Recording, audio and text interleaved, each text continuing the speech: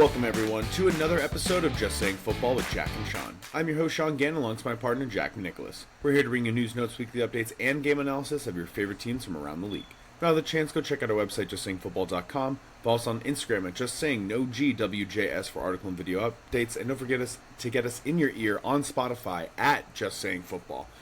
It's divisional round. Wildcard weekend was a great one. Playoffs are already gearing up to be a great one. So a huge comeback by the Bears to knock off the Packers, which has made all of the NFC North excited. Okay, Detroit, Minnesota, and Chicago was all reeling in excitement. There were some injuries this week and some news to get into. But how are you feeling, buddy, going into round 2 of the playoffs?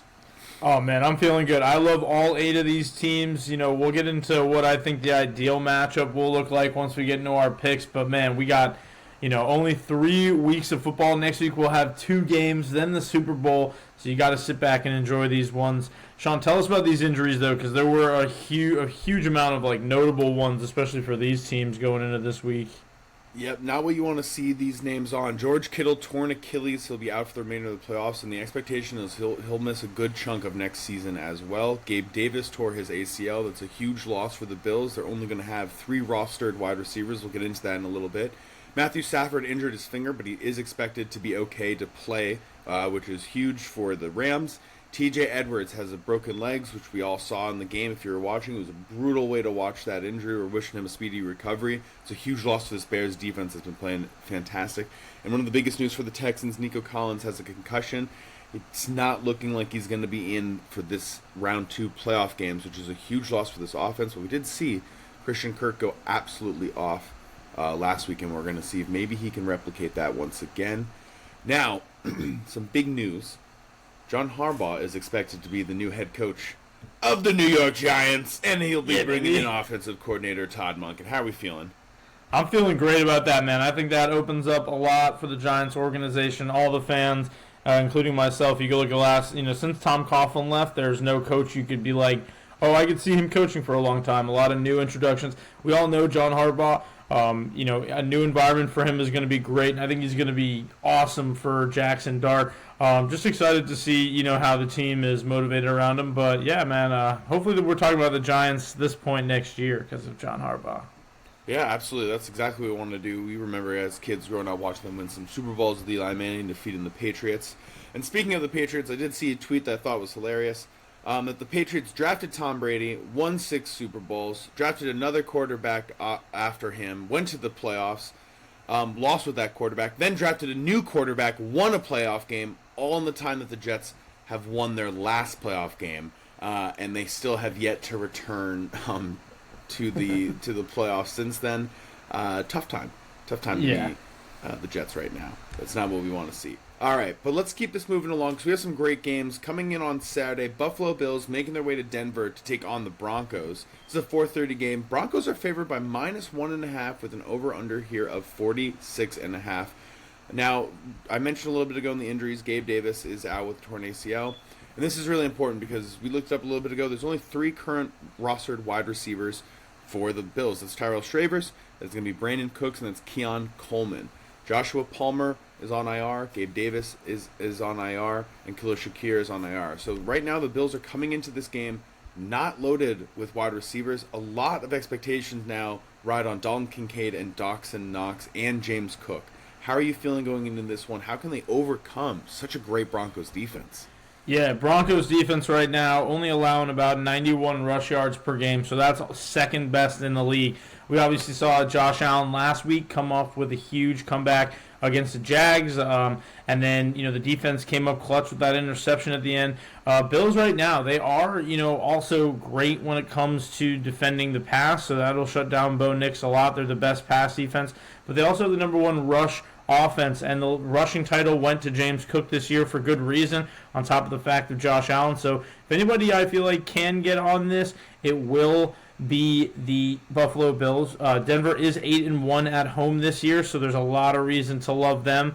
But I'm looking at this game, and I think it is going to be a lower scoring game of the week. But I do believe that Buffalo and Josh Allen, with their experience, could come up clutch. I think it's going to run all the way through that number one rushing offense. Like you said, they're really thin at wide receiver, so I'm expecting someone like Dawson Knox to get involved. But the Denver defense, I mean, when you have no receivers and you still have a healthy Pat Surtain on the other side, you gotta like the Broncos at some point, right? Because I'm taking the Bills. Yeah, I'm looking at this and I think like it has to be the Broncos. I know they've been considered frauds for a large chunk of this season, especially with that number one seed. But the reality is, it's similar to the Texans.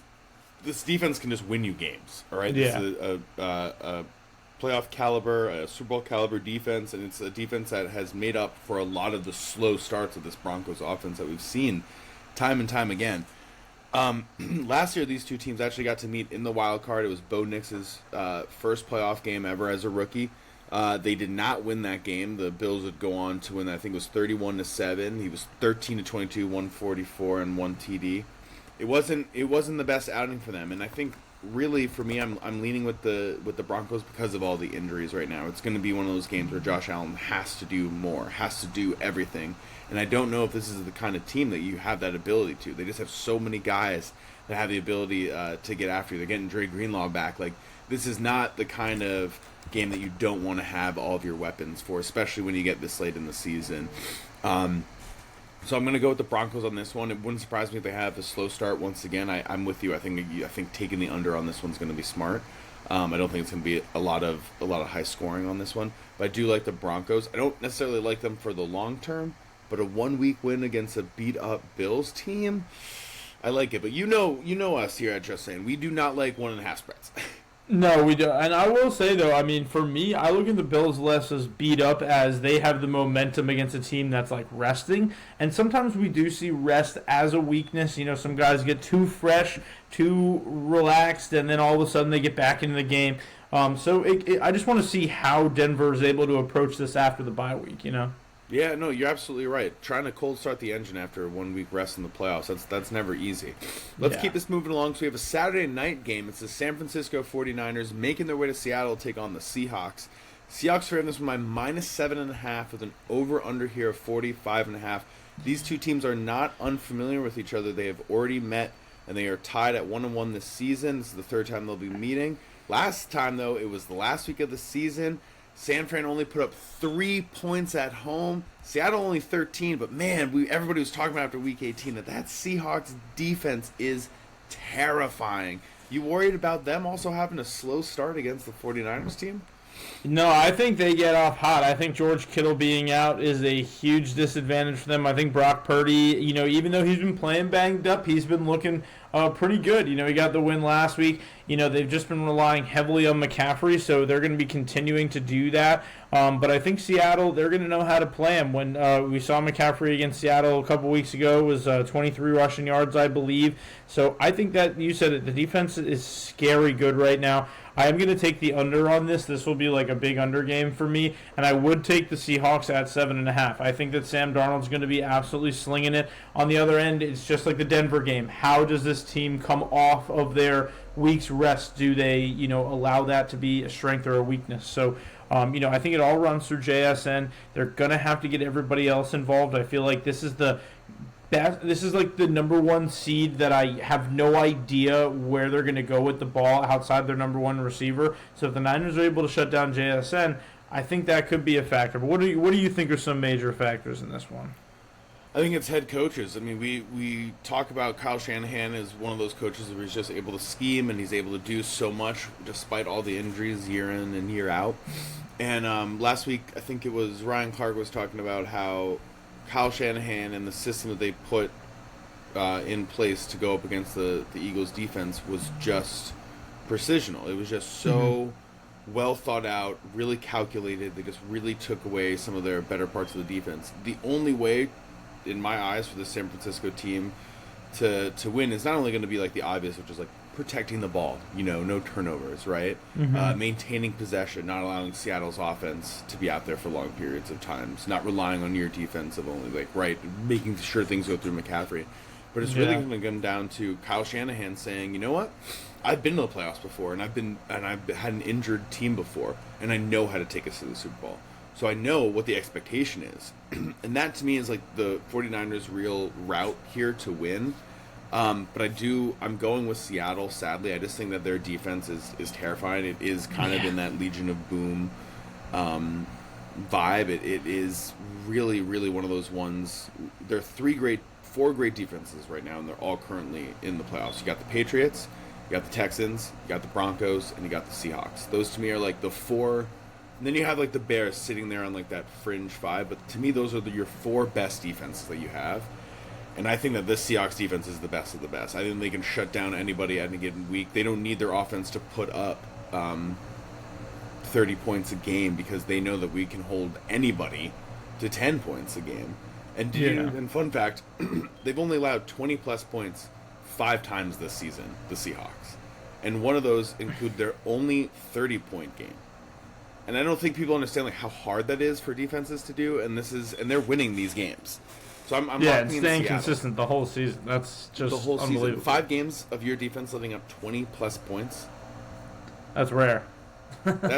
That is rare. And it's a 17-game season now, people, all right? It is a longer season. It's harder to do these things. And one thing I feel like we haven't had the chance to talk about in a long time is Seattle's home field advantage. Like we always say, it's one of the hardest places to play. They haven't had that opportunity really to play as much in the playoffs at home. They're going to be doing it all playoffs as long as they stay alive the next 2 weeks. So I think that is a huge factor. It's going to be loud. It's going to be crazy with the 12th man. So I think it's going to be an awesome night game. Like, this feels so classic. Yeah, it's going to be one of those good ones. Giving me that's what happens when you put a sorry receiver like Crabtree up against me kind of vibe all of a sudden. And that's what we're here for. All right, let's keep this moving along. Sunday games, we have the Houston Texans making their way to New England to take on the Patriots. Patriots favored this by -3 with an over-under here of 40.5. What are your thoughts going into this one? We just saw Drake May win his first playoff game last week. We just saw the Texans defense bull rushing Aaron Rodgers nonstop. Didn't matter that C.J. Stroud had 3 turnovers because that defense was able to carry them to a win. How are you feeling going into this one? Yeah, I'm feeling good for the Texans, man. I mean, we were watching it. Me and Garrett, our friend of the show, were watching the other day, and we were saying, it's a close, tight-knit game. All of a sudden, Texans, 2 defensive touchdowns. Sure, you can blame that on the Pittsburgh mistakes, but the Texans, they're a heads-up team. They're able to make these mistakes and turn them into game-changing turnovers. I think New England at home has a great advantage here. But one thing is, Justin Herbert, we were talking off camera, sacked 6 times last week. Then you have Drake May getting sacked 5 times last week. So you're looking at it all in a different perspective of, if Drake May can't stay upright, the Texans are going to win this game. But you did bring it up, Sean. Nico Collins is hurt. So how much is that a factor for you in this game? That has me a little bit worried. I mean, I don't know if Christian Kirk can go 8 for 144 and 1 again. I don't know if that's something that he's going to be able to replicate. That's tough. I would love to see it happen. I'd love to see Jaden Higgins get involved. You really want to see the run game get more involved for the Texans right now. But I'm worried about it. That we see Nico Collins just absolutely take over for this team throughout the seasons, the last few years.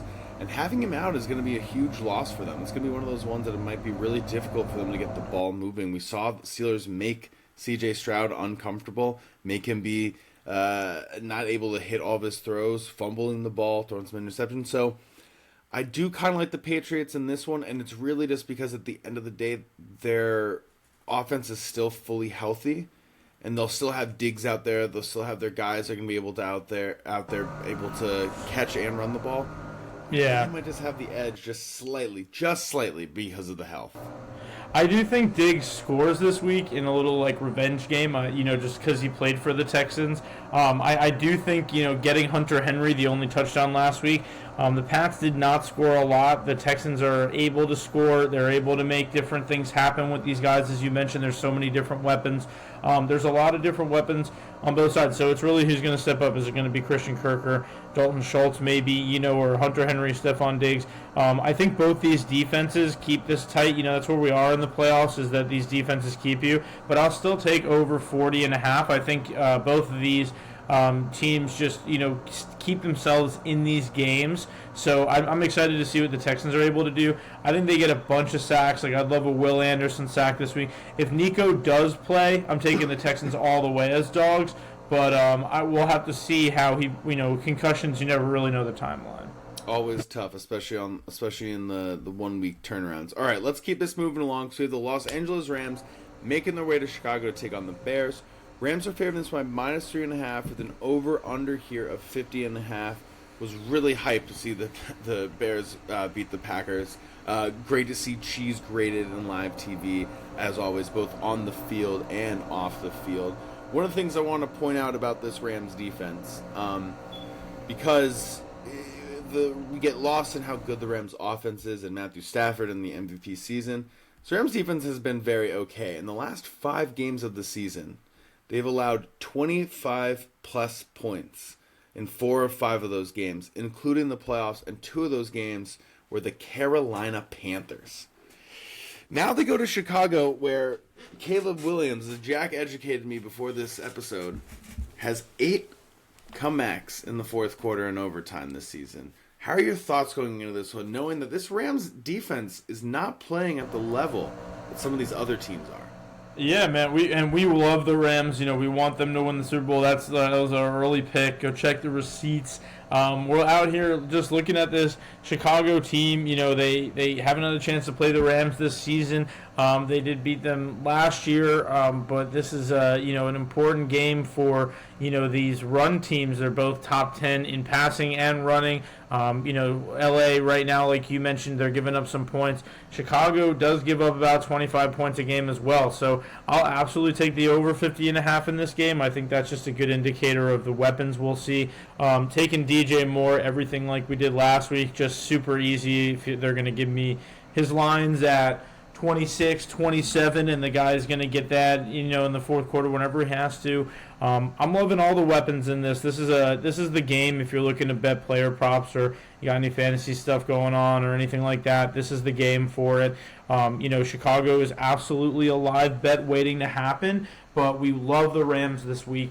They're just getting it done. I also like Monangai to score in this game. I know I said that he would score last week and he didn't, but I feel like that was just the game script. It's going to be cold as hell in Chicago this weekend, so I'm expecting a lot of running. So what about you? Because I'm all on the Rams, but is this just going to be like a snow shit show?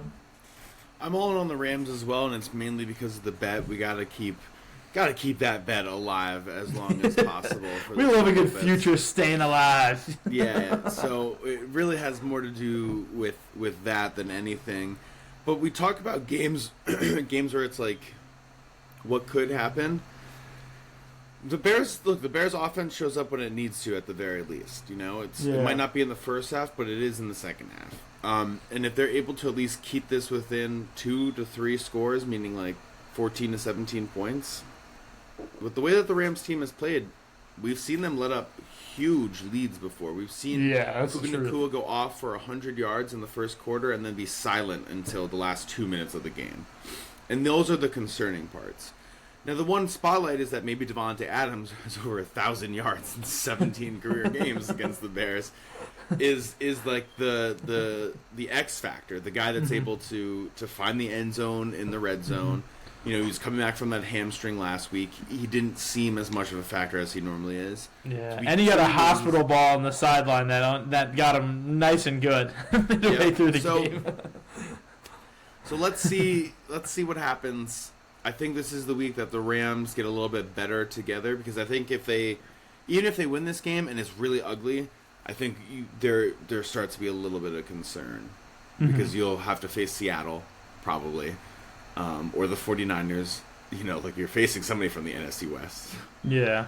And I can't imagine them walking out of the next game if they don't win this game in a way that seems somewhat convincing for the level that we feel that Stafford is playing at. But I am going with them, but it wouldn't surprise me if Ben Johnson puts together a pretty good scheme. And look, love him or hate him, Caleb Williams is not a pocket passer. That much is obvious. He loves it when the pocket breaks down. He's like me playing Madden. He just scrambles right whenever he can. Yeah, and look, it works. It's hard for defenses to play against that, and it's working. And I think as long as you're able to do that, I think that there is a route. We talked about it with the 49ers. There's a route for the Bears to win this, and it is through Caleb Williams, and it's through his improv ability, because it has been pretty fun to watch throughout the throughout, like, the fourth quarter. We loved hating on Caleb, but we didn't realize he was going to turn into this fourth quarter OT beast. He's just showing all the special stuff, and their defense. I mean, no defense created more turnovers this year than the Bears, so and also it's going to get real. The thing to watch is pregame. Are the nails done? Is he drinking matcha, and does he have wired headphones? They are like 8-0 when he has nails done, matcha, and headphones in. People are talking about it. I'm just saying. So look, I'm not a big matcha guy, but hey, I'm a coffee guy. But if it works, it works. See, I'm not a coffee guy, but I'd drink coffee if you got me 8 fourth quarter comebacks in the fucking season. Like that's what it takes. So I do like the Bears. I told Jack off camera, and I'll happily put it on camera as well. Like, my long-term bet is the Rams, but like a dog bet this week, I like the Bears for sure. Yeah. Like, if you see your Rams future teetering, go get the Bears. And the Bears are 12-1 just in case you really want to get ahead of this. If it's halftime and the Bears are down 8 points, smash the money line for the Bears. That's what just for fun. It's the playoffs. Enjoy yourself. Yeah, enjoy it, all right? Lose some money, all right? Bet on the coin toss when the Super Bowl, because with these 4 games, we only have 3 more games after this, guys. There's 7 games left of this season. Sean, we're totally getting on the coin toss, though, for the Super Bowl. Oh, absolutely. Tails never fails, baby. That's all the time that we have. Thank you, everyone, for tuning in. Thank you, everyone, for listening. Got just a few more weeks left of this. Yeah, thank you guys for checking this out. Super psyched to give you guys this playoff content. Make sure to keep it ready. We got our award show, our Super Bowl show, all that good stuff coming up in the next couple weeks. So enjoy the weekend and enjoy these 4 beautiful games. Enjoy.